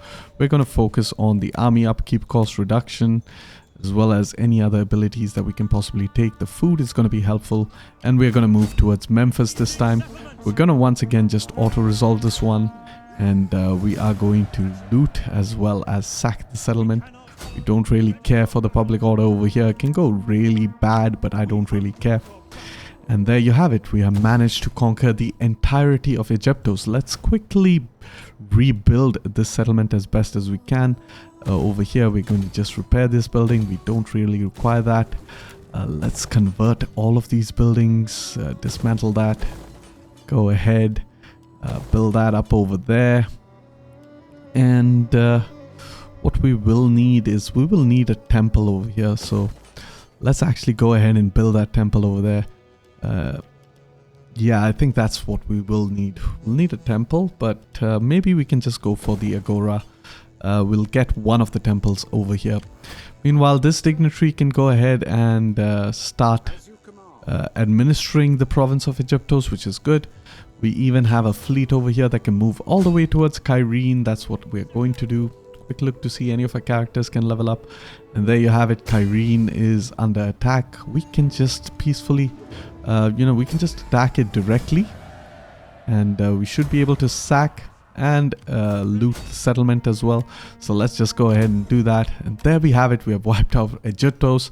So all that's left is actually the Achaemenid Empire and two satrapies, the satrapy of Bactriane, as well as the satrapy of Arachosia. So we managed to wipe out 4 of the 6 Achaemenid satrapies. We wiped out the Lydians, we wiped out the Cappadocians, we even wiped out the Armenians, and we finally wiped out Egyptos. I am going to start moving Alexander back to the northeast, and eventually we're going to be fighting Gaugamela over here to take control of Mesopotamia, as historically speaking Alexander did move in this direction. But before we do that, Alexander has to pay his famous visit to the oracle at Ammonium, and in order to do that we will have to actually declare war against the Nasamones. So we're going to try to wipe out the Nasamones as best as we can, but before we do that we're going to take a quick look at all of the buildings that we can build over here. So let's just focus on that and go ahead, build up, and meanwhile we're going to try to build some other buildings over here. We're going to focus, of course, on our food in this province so that we don't have a lot of food generation problems. We'll take a quick look at all of our provinces. pretty good in terms of our public order and other things. So I think the main thing will be to just wait a little bit more for the public order over here to improve. And once it does improve, we are going to go ahead and convert ourselves into an empire, because we can do so right now. But if we apply it right now, we will get -30 public order per turn. So we do not want to do that just right away. Instead, what we can do is start to improve the public order in several provinces like Egyptos and Libya. Hopefully try to get them into the positive public order. And once that is done, we can then convert ourselves into an empire, which is really going to help our case.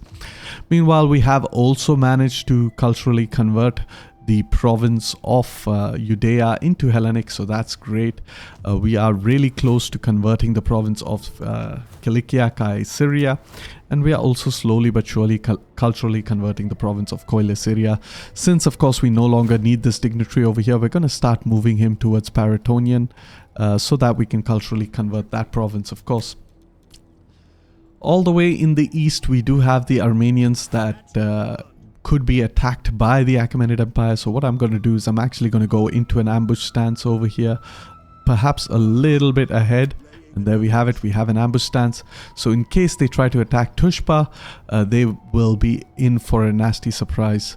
The Armenians over here have attacked Edessa once again, weakening the garrison, but they have taken losses, so they're not going to be able to win that engagement. But we do have Stratos 4 Parmenion nearby, and we can go ahead and send him all the way towards Edessa. Let's go ahead, attack the settlement. We can auto-resolve this one, and we can just sack as well as loot the settlement. So once again, we are maximizing our revenue. We can turn off the taxation over here. And this could also potentially be another good food province, because of course we do have a building over here with the grain resource, which can help with our food generation. But for now, let's just quickly just build up all of this, and we are going to make it perhaps into another food a food province, I think, because I think that would be a wise thing to do. However, that being said, we also have increased our army traditions, so let's go ahead, get all of the army traditions that we need, and we can go ahead and end the turn. Our economy is starting to look back up into the positive, so that's great. And eventually, when we convert this, we're going to start moving our dignitaries to culturally convert the province of Mesopotamia as much as we possibly can. However, with that, we are done with this turn. What we can do is just start to move our spy a little bit deeper into Achaemenid lands. Meanwhile, the other spy can move all the way up over here, get a line of sight of what's going on in Frafsa and Ganzak. With that, I am done with this turn, so we can go ahead and end the turn, and I will see you all in the future, because we are going to be invading, the Nasamones.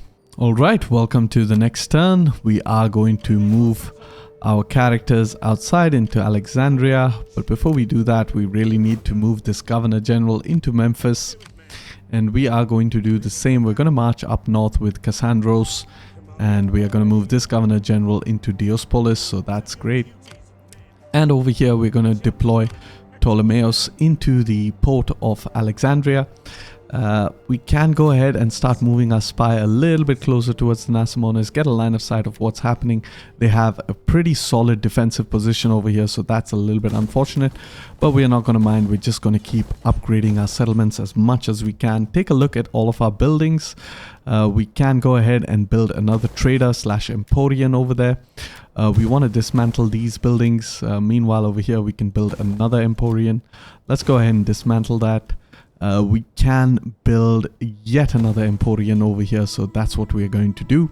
And eventually the final slot is going to be a shrine to Mercury, which will further improve our Temple of Hermes. Mercury is the Roman variant, which will further improve our commerce, of course. That being said, we're going to have a look at some of our other provinces. Okay, we can dismantle the building over here. We want to dismantle this building as well and start building up over here.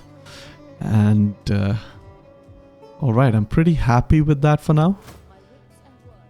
And we have some Achaemenid stacks that are coming all the way over here, but we're going to keep moving our spies so that we get a line of sight of what's happening. And as you can see, they are in the process of invading over here. So some of the satrapies have made a comeback. So we are going to try to, issue commands for our armies to go ahead and attack them over there. Meanwhile, this army under Hephaestion can move all the way over here to intercept.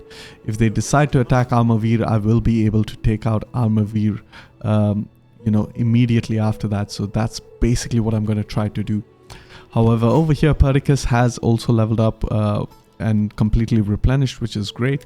So slowly but surely, we are in the process of leveling up all of our characters. Let's take a quick look to see if we can level up or promote any further characters. That is really important, especially the ones who are governor generals. Okay, we can go ahead, promote this guy as well, and promote him as well. And I know I'm doing it many times in a turn, which is going to cost me exponential, but I don't really care. Instead, what I'm going to focus on is trying to improve my public order as best as I can. We're going to begin with Mesopotamia, and then we are going to start to improve public order as much as we possibly can as we progress through the turns. Quick look at Meos Hormos. We do have some population class over there, so we should be able to replenish technically in this end turn. But we also need some food, so let's actually go ahead and get some food in Thrace. Excellent, so now we have some food surplus, so we will be able to replenish in the end turn. However, that being said, we could also recruit a politician, because we eventually want to have an admiral general in Alexandria itself.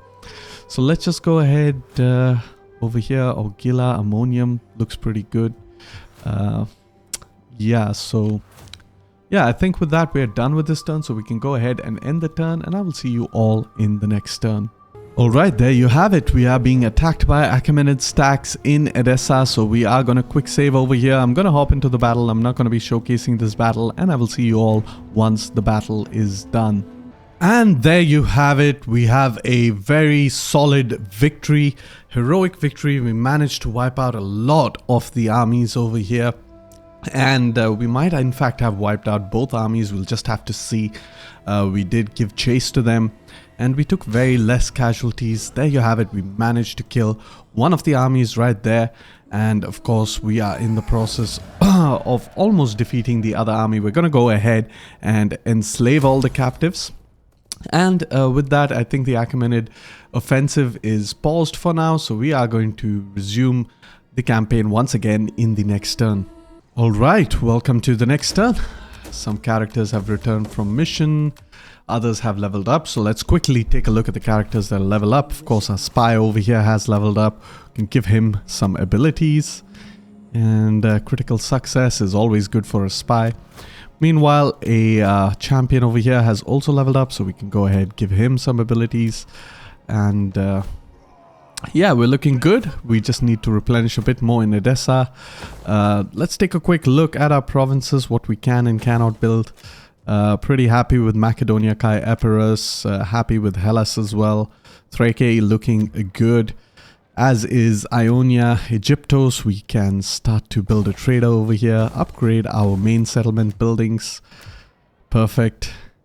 And don't really need to change that just yet. And I'm pretty happy with that. Okay, our fleet is almost fully replenished. So now the main objective is to, of course, just start moving our armies to take out, of course, ammonium. That's what we first want to do. So let's just move all the way over there. And in the next turn, we can possibly attack the Nasimona is over here in the south, and what that will do is it'll actually start sending this army maybe towards Kyrene, because Kyrene is a little bit under defended, but we're going to deal with that as best as we can in the future. However, with that, we're looking quite good over here. All of our provinces really good. Our economy is a little bit low. Thrace, we are waiting for it to build up a bit more. Meanwhile, Armavir has been attacked by this army over here, so we're going to go really close to Armavir, the settlement, and we are going to protect it with Hephaestion. Hopefully we should be able to prevent them from attacking the settlement. We have issued an order to attack that army, so we're hoping for, of course, some of these Armenian stacks to come over here and wipe out that army. And I think it might actually be time to conquer Frafsa so that we can have a bit of an offensive position and prevent, of course, the Achaemenids from invading Armenia. But we'll have to see how that goes. What we could do is protect this narrow pass over here, but we'll have to see how that goes because I don't want to take the brunt of the casualties. Meanwhile, Ptolemaeus has also leveled up, so let's go ahead, give him some abilities, mostly with the replenishment rate. That's what we really need to prioritize on. And finally, we're going to take a look at our characters. We have one over here that we can hire. Let's go ahead and recruit him as a Admiral, Xenophon. And okay, we're going to raise a fleet and we're going to deploy him in Alexandria. And we are going to use ChatGPT once again to rename him as the Strategos of Egyptos. There we go. Now we have all of our governor and admiral generals in the province, so things are looking good. Very soon we should be able to resolve the situation over here. What we really need, quickly check to see any of our characters that can be leveled up. We have one over here. Let's go ahead, keep leveling them up. Excellent. And finally, we need to check if we can send any of our other characters to improve the public order. Judea is looking pretty bad. Libya is on the rise, so I'm not too concerned about that. We can actually go ahead and put Ptolemaeus in a patrol stance to improve our public order just a little bit more. If we put Alexander into the port over there, maybe get him out. No, that doesn't work. So yeah, let's actually go ahead, put him in the port.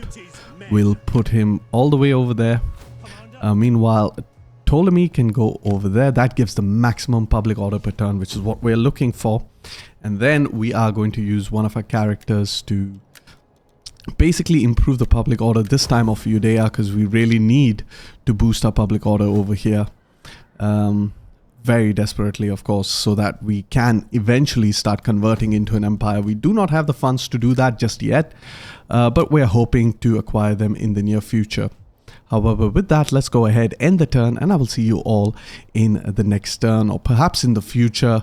There might be a couple of Achaemenid stacks that decide to attack me over here, but I'm not going to be showcasing that, and I will explain it after I pause the game again into the future and resume the video there. What I'm trying to do is to move all my armies into position to go ahead and attack the Nasamones. We want to wipe them out real quickly, and then we can perhaps even start taxing the province for of course that food, because we really need to boost our food. Let's take a quick look at the kind of food we're making. Okay, we can send an emissary, go up there. Paphlagonia is making 19, Phrygia and Cappadocia is making 12, Ionia is only making 1 food, so I'm not entirely sure if I want to retain that, and I have no idea why they're actually making 1 food. That's a little bit okay, it's because of this building right here, so we might as well just dismantle this building because it's consuming about 4 food. That might affect our public order a little bit, but instead, you know what, I do not want to do that. I want to immediately be able to build that over there.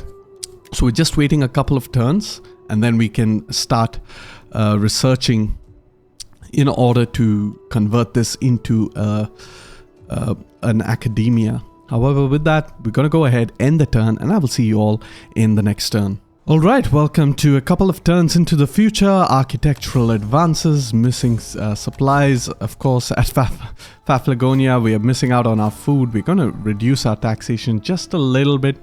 Unfortunately, this is going to hit us pretty bad. We could upgrade some of these buildings, but we want to retain it as much as we possibly can. Apart from that, we are going to start researching all the way into the Hippocratic Oath. The Armenians have gone ahead and attacked this army over here, so I'm going to keep pushing it. It's going to retreat further. And we're going to attack here with Hephaestion. We can auto-resolve this one.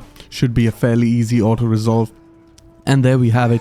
We've destroyed yet another stack. Let's go ahead and slave all the captives. War target invalidated. We're going to move back up over here. Go into a patrol stand so that we replenish just a little bit more. And Hephaestion is getting some really valuable experience over here. That being said, the next thing we want to do is we want to begin our declaration of war against the Nasamones. We are going to move into Kyrene, move this fleet all the way over here. Start moving Alexander towards Ammonium. Let's go ahead, declare that war. We're going to call in all of our allies into that war, and it's pretty good auto-resolve, but I can perhaps even increase it a bit further. And there we go, we attack. And the auto-resolve is not looking that great, but we are going to take it, I think, or we could actually fight a massive battle over here. Although we are running out of time, so I guess we just auto-resolve that one. Hopefully not lose any units, and there we go. We're going to lose quite a bit of our experience over here, but what we are going to do is definitely going to just loot the settlement so that we get a little bit more income. And then we are right now with Alexander kind of visiting the Oracle of Ammonium. Meanwhile, we can kind of just exchange Ptolemaeus for Alexander over here. We're going to keep moving our spy all the way over here. And we are going to put Cassander into the port of Kyrene so that in the next turn he can move towards Ogilla. At the same time, we can actually move the fleet over here into the port of Paratonian. Unfortunately, of course, our food is a problem, but I'm not too concerned. We are almost about to convert the province of Cilicia, Caesarea into Hellenic. Let's take a quick look at all of our characters. Everything seems to be fine, so I'm not too concerned. We have quite a bit of money, so I guess it's time to kind of upgrade our settlements. We want the Allied Polis. We want to maximize our income over there. Our taxation's on normal. Okay, I'm pretty happy with that. And hopefully in the next turn we will get our food generation back, which is what we're looking for. So let's go ahead and end the turn, and I will see you all in the next turn. Alright, welcome to the next turn. The character has increased in rank. Of course, once again, we have banditry issues. Definitely, here's the problem. Banditry where we have unrest. Okay, so it's not so much about our food, but the banditry rather is playing a severe toll. What we can do is actually dismantle this building. We don't need it. It's simply consuming a -4 food, so that will really help us generate just a little bit more food. Meanwhile, we're going to preserve some of our wealth so that we can quickly convert into an empire. Alexander, since he has completed his visit of the Oracle at Ammonium, we're going to move him back towards Paratonian, all the way over there. And in the meantime, we are going to move our fleet, have a very quick look over here, see if we can actually move all the way. We're gonna try to move our champion out of the army because he prevents the movement range of the army. And there you have it. You have a very good movement range. This guy can't actually reach us. He is the king, which means we can attempt an assassination. Unfortunately, we can't. What is the garrison of Kyrene looking at? Like, pretty reasonable. So what we are going to do is we're going to start crossing the desert. This is going to take a little bit of attrition, of course, perhaps even quite a lot. So there we have it. We're going to auto-resolve this one. Quickly just conquer the settlement peacefully so that we can replenish in this turn. And what's going to happen is that this army, we're going to try to sabotage supplies, so that's kind of stuck over there, and of course we get wounded. Meanwhile, we can move our fleet over here to kind of slightly help, and we're going to move our champion back to help with the military training over there at Ogilla. Let's go ahead, dismantle this building, start building up our farms over here, and with that we have kind of run out of money. So yep, that's perfect. And unfortunately we'll not be able to replenish that much, but what we can do is we can also move Ptolemy towards Paratonian, and we're going to move Alexander back into the port over there. And the reason being is since we have actually managed in this episode to conquer the entirety of Egyptos, we are going to push back towards the east near Koile, Syria, and begin our invasion of Mesopotamia in the coming episodes. However, with that, I think I am done with this turn. There's nothing much else left to do in this turn except for, of course, look at some characters. Over here, we took a bit of casualties defending against this army, and we do not have some population class to replenish. Let's see if we can actually attack them. Should be a fairly good auto-resolve, and we actually lost a couple of units. That is unfortunate. A couple of cavalry, so we are going to go ahead and just enslave all of the captives over here. and we're going to try to march back over here, try to replenish, and then we can quickly pop back into Anthea and recruit a couple more of our Thessalian cavalry, and then pop back into Edessa. However, with that, we are done with this episode, I think. Pretty much did quite a lot, achieved quite a lot over here in this episode. We managed to conquer the entirety of Coele Syria, the entirety of Judea, the entirety of Egyptos and Libya, and we wiped out yet another satrapy of the Achaemenid Empire, leaving them only with Arachosia and Bactriana. So now it's pretty much just crushing the Achaemenid Empire and then wiping out its satrapies after it collapses. However, with that, I thank you all for watching. I hope you all enjoyed, and if you liked the video, then like the video, and don't forget to subscribe if you are interested for more. Peace and love.